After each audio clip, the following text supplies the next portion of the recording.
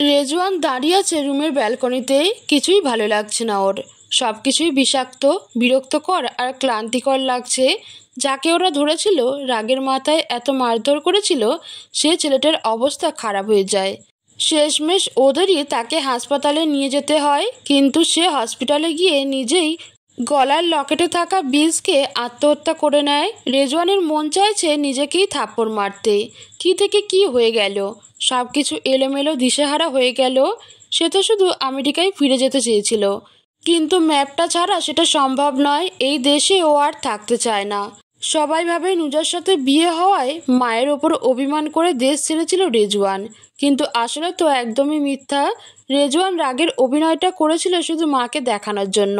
সেই অজুহাতে বাবার কাছে গিয়ে নিজের কাজে নিয়মিত হয়েছিল, নিজেকে গুছিয়ে নিয়েছিল। কিন্তু এখন আবার দেশে ফিরে এসে এসব প্যাচে জড়িয়ে গেছে। এসব ভেবে ভেবে মনটা আরও ভার হয়ে উঠেছে। হতাশা মনে হচ্ছে গলা টিপে ধরছে। মন চাচ্ছে একটা সিগারেট ধরিয়ে একটু হালকা হতে, কিন্তু এসবের অভ্যাস নেই ওর। তাই চাইলেও পছন্দ করতে পারে না, ইচ্ছেও জাগে না। আমার ঘুম ভেঙে যায়, ধীরে ধীরে ঘুম থেকে উঠে বসি। নূরও উঠে যায়, ঘুম ঘুম চোখে চারপাশ তাকায়। এটা ওর অভ্যাস, ঘুম থেকে উঠে এমন করে। চারপাশে তাকিয়ে আবারও ঘাড় কাত করে আমার উড়ুতে রেখে দেয় নিজের মাথা। আমি ওর পিঠের লোমের মধ্যে আঙুল বুলিয়ে দিতে দিতে চারপাশে তাকাই। রেজওয়ান এখনো রুমে আসেননি, বেড ফাঁকা। লোকটা এত রাত অবধি কোথায় রয়েছে? গেলটা কোথায়? যাক, যেখানে ইচ্ছা যাক, তাতে আমার কি? আমি এসব নিয়ে কেন ভাবছি? এসব ফালতু চিন্তা বাদ দিয়ে ধীরে ধীরে উঠে দাঁড়াই। 3:10 হয়ে গেছে, টাইম আজ। তাহাজ্জুদ পড়ে বিতির নামাজও পড়তে হবে। তাহাজ্জুদের শেষে আমাদের রাসূল ও বিতির নামাজ পড়তেন। ব্যালকনির দিকে নজর যায়, বেশ ঘাবড়ে যাই এতে আমি, কারণ ব্যালকনিতে কারো ছায়া দেখতে পাচ্ছি।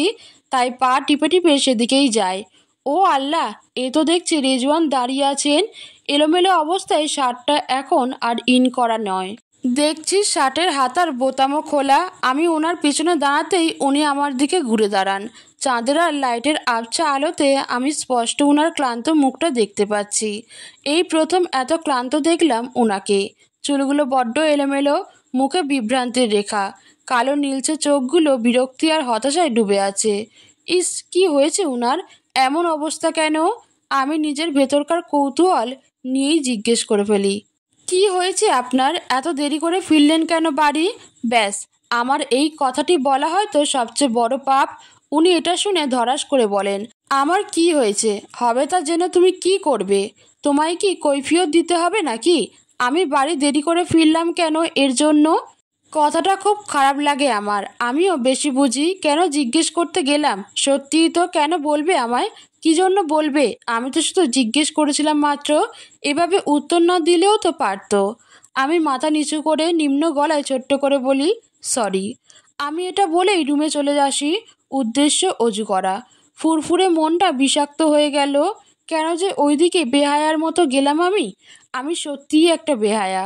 তবে কথা দিলাম, এমন কিছু দ্বিতীয়বার হবে না ইনশাআল্লাহ। আমি আর জীবনেও ওই লোকের কিছুতে কথা বলবো না। নিজের রাগটা কন্ট্রোল করতে পারছিলাম না। এর মধ্যে নুজার প্রশ্ন।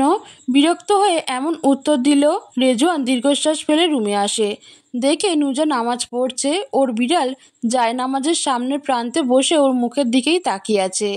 এই নুজা আর নূরকে একসাথে দেখলেই রেজওয়ানের মন হালকা হয়ে যায়। ভেতরে 100টা হতাশা রেখেও রেজওয়ানের ঠোঁটে অজান্তেই এক তৃপ্তির হাসি ফুটে ওঠে। রেজওয়ান দীর্ঘশ্বাস ফেলে চুপচাপ ওয়াশরুমে চলে যায়। উদ্দেশ্য একটা হট শাওয়ার নিয়ে নিজেকে রিফ্রেশ করা।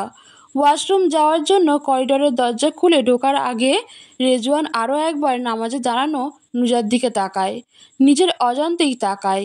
নামাজের হিজাব পরায় মেয়েটাকে আরও বেশি সুন্দর লাগছে। মনে হচ্ছে কোনো জান্নাতি হুর বসে আছে ঘরে। রেজওয়ান আবারও নিজের অজান্তে মুচকি হেসে করিডোরের দরজা খুলে ওয়াশরুমে চলে যায়। এখন সন্ধ্যার সময়।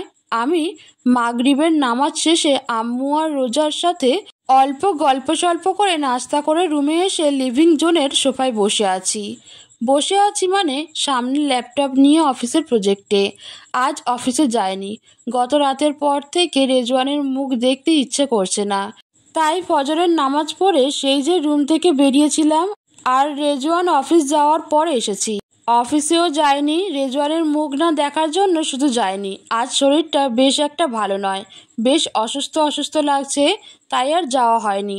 এখন প্রজেক্ট সামনে নিয়ে বসেছি, তবে কাজ করছি না, এখন ফোনে টিকটকে রিলস দেখছি। কি আর দেখবো ভাই, রিলসে রাগে শরীর জ্বলছে এক প্রকার। আমি দেশ আর সাহিত্য নিয়ে ভেবে পাগল হচ্ছি, তখনই দেখি আমার শেখ। কি বলছি আমার শেখ? আরে আমার শেখ কেন হতে যাবেন? আমিও উল্টো পাল্টা বলছি। রেজওয়ান রুমে আসেন, আমার দিকে এক নজর তীক্ষ্ণ নজরে তাকিয়ে বেডরুমে চলে যান। আমিও আর তাকাই না, ইচ্ছে করছে না তাকাতে। আমি এসব রিলস রেখে কাজে মন দেই। এভাবে কিছু সময় কেটে যায়। রেজওয়ানের রাগে গা জ্বলছে, নুজা কেন অফিসে যায়নি, এর জন্য অনেক সাফার করতে হয়েছে আজকে। নুজা থাকলে সব ও বুঝে নেয়। রেজওয়ানের অত কষ্ট করা লাগে না। আজ কিছু ক্লায়েন্টকে ম্যানেজ করতে গিয়ে মাথা নষ্ট হয়ে গিয়েছে রেজওয়ানের। শাওয়ার নিয়ে বেরিয়ে আসে, পরনে শুধু একটা হাঁটু অবধি ট্রাউজার। চুল মুছতে মুছতে লিভিং জোনের দরজায় এসে দাঁড়ায়, তখনই শুনতে পাই রোজার গলা। রুমে আসতে আসতে বলছে, নুজা বেবি, এই নাও তোমার নোবেল। রোজা এটা বলতে বলতে রুমে আসে। এই রোজার অভ্যাসটা বড্ড খারাপ, আমায় এসব বলে ডাকে। আরে আমি বাচ্চা নাকি তুই এগুলো ডাকবি? হতচ্চারি। রুমে ঢোকে, সামনের দিকে তাকিয়ে দেখি আর কিছু বলছে না, চুপ হয়ে গিয়েছে। ও হঠাৎ চুপ হয়ে গেল। আমি ওর দৃষ্টি অনুসরণ করে সেদিকে তাকাই, এক পলক তাকিয়ে চোখ চট করে ফিরিয়ে নেই। ছি ছি, এই লোকের লজ্জা নেই। একটা মেয়ে রুমে রেখে কিভাবে টি শার্ট ছাড়া বাইরে আসে? নিজের বডি দেখাচ্ছে নাকি? যত সব। রোজা রেজওয়ানকে দেখে থতমতকে চঞ্চল গলায় বলে, ভাইয়া তুই এসে গেছিস? রেজওয়ান ওর কথা একটু এগিয়ে এসে আমার দিকে আর চোখে এক পলক তাকিয়ে ফের পরের দিকে তাকিয়ে বলেন, হ্যাঁ এসে গেছি। আর না আসলে তো জানতেই পারতাম না আমাদের বাড়িতে একটা ছোট্ট বাচ্চা আছে। এটা শুনে আমি ভ্রু কুঁচকে ওনার দিকে তাকাই। উনি আমায় খোঁচা মারলো? হ্যাঁ, আমাকেই তো মারলো। রোজা ভাব নিয়ে বলে, হ্যাঁ অবশ্যই, আমার কাছে নুজা ছোট বাচ্চাই। এই কথা শুনে রেজওয়ান কটাক্ষ করে বলেন, তাহলে ছোট বাচ্চাকে নোবেল দিচ্ছিস কেন? ও পড়তে পারবে? ফিডার এনে খাওয়া। কত বড় খোঁচাখোর এই লোক! মেজাজটাই তিরিক্কি করে দিল। রোজা এটা শুনে সিরিয়াস হয়ে বলে, ওয়েট ওয়েট ভাইয়া, তুই কি জেলাস? জেলাস? এই রোজা এখানে জেলাস কোথায় পেল? রেজওয়ান ভ্রুকুচকে ওর কথায় উল্টে বলেন, জেলাস কেন হব? রোজা দুষ্টুমি হেসে বলে, আই মিন আমি আমি তোকে যে নামে ডেকেছি তুই হয়তো ওকে সেই নামে ডাকিস, তাই তুই জেলাস, এই জন্য কটাক্ষ করছিস? ছি ছি, এই রোজারও মুখের লাগাম ছাড়া। রেজওয়ান এটা শুনে রাগী গলায় বলেন, এসব কথা বন্ধ করবি না উষ্টা মেরে দাঁত ফেলে দেব কোনটা? রোজা হেয়ালি করে বলে, তো ফেলে দে, দাঁত ফেলা আমি কে? যখন কেউ বিয়ে করবে না তখন তোর ঘাড়ে বসেই সারা জীবন খাবো, সমস্যা কি? এটা শুনে রেজওয়ান আশেপাশে খোঁজার ভান করে বলেন, আমার নতুন স্লিপারটা কোথায় রে?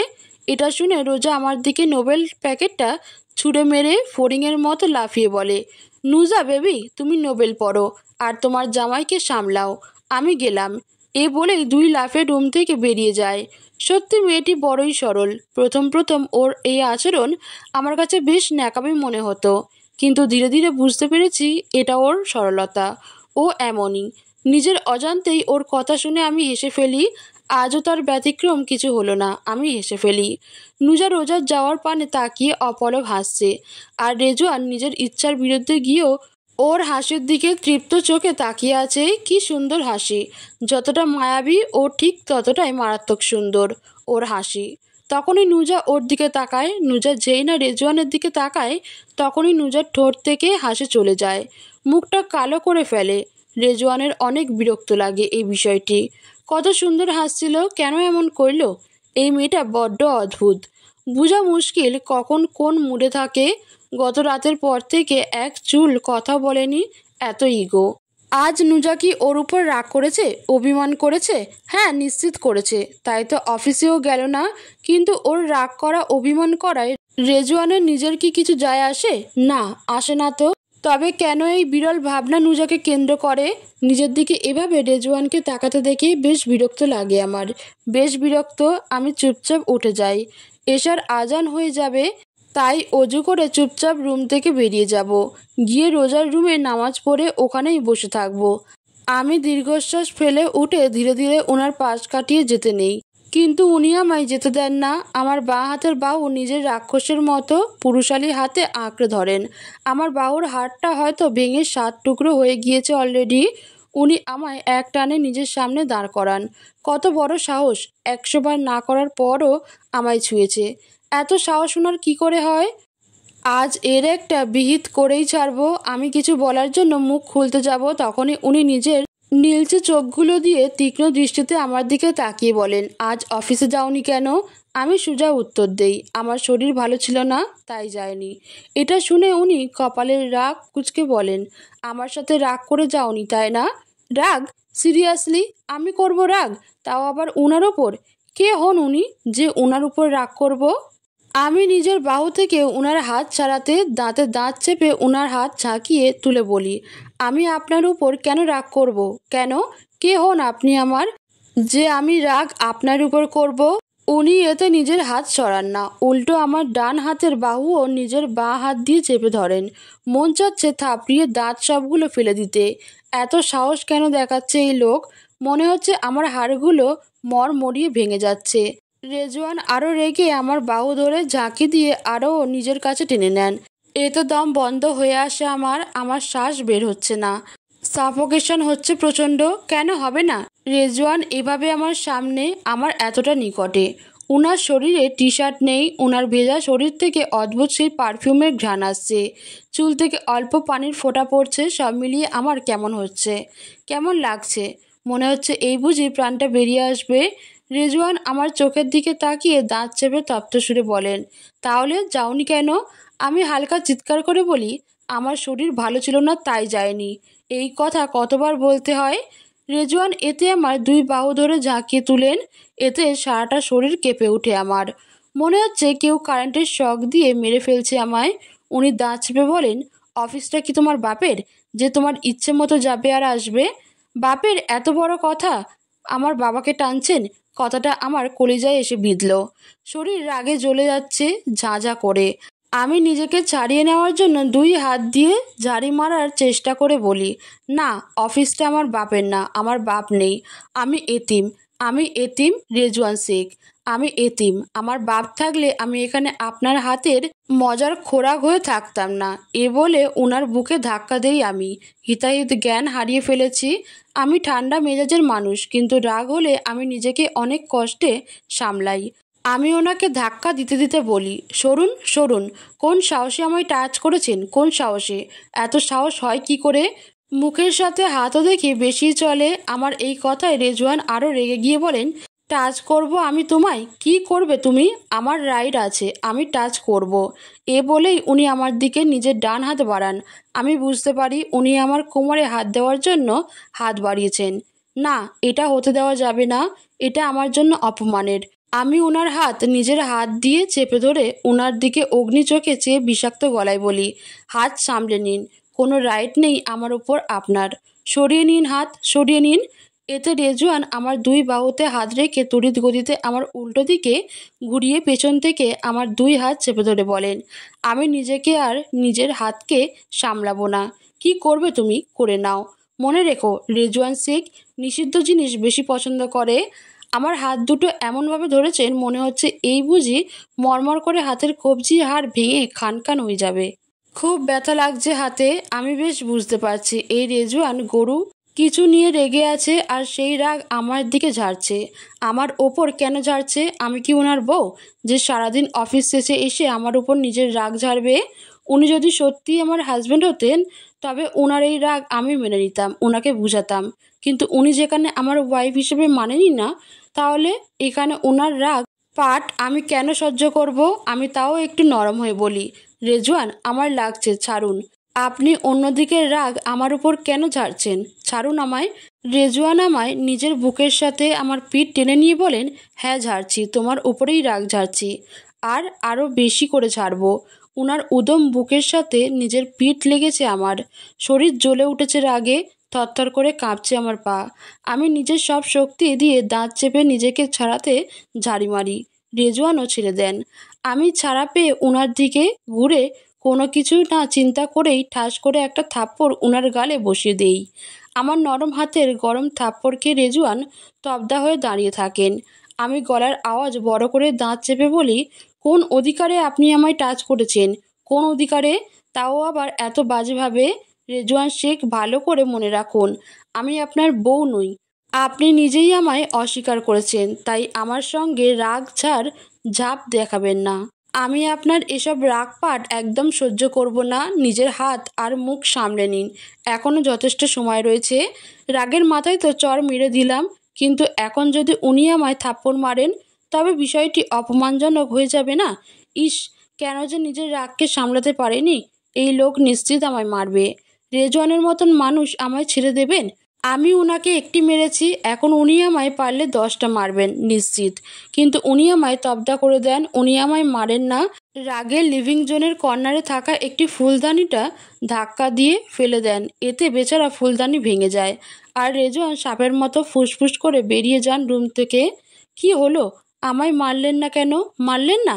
সত্যি মারল না? সত্যি?